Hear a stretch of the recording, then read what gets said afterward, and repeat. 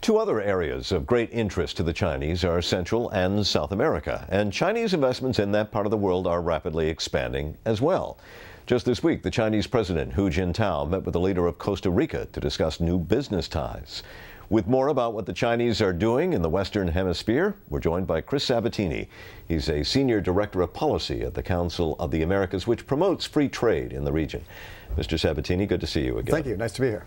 So China's official news agency reported this month that the Chinese exports to Latin America grew by 52% during the first 9 months of 2008.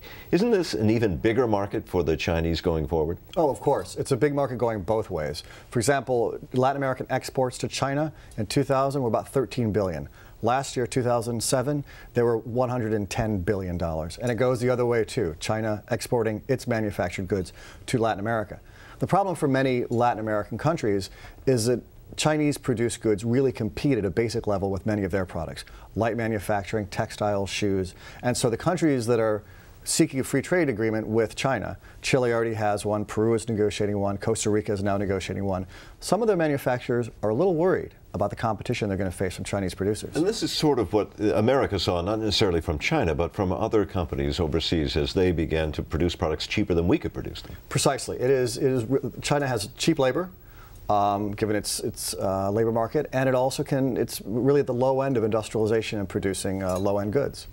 We started talking about the issue of natural resources, maybe Brazil. China has an interest there as well. What is the interest, and what could be the problems for the United States as a result? Well, with Brazil, it's primarily raw materials. It is oil. There's been these huge discoveries of oil off the coast of Brazil.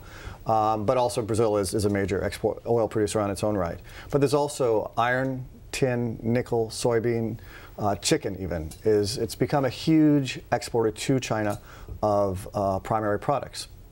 Now, in terms of U.S. interest, there's really no sort of concern economically. I mean, this is a positive thing just generally for the hemisphere, that it's growing, that it's finding new markets for its products, and it will bring prosperity generally. What about politically, though?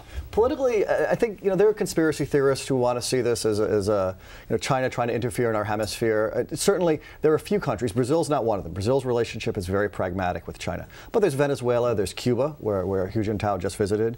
There's Bolivia, there's Ecuador, and Nicaragua, where the Chinese government does enjoy sticking its finger in the eye of the United States, and the local governments do as well.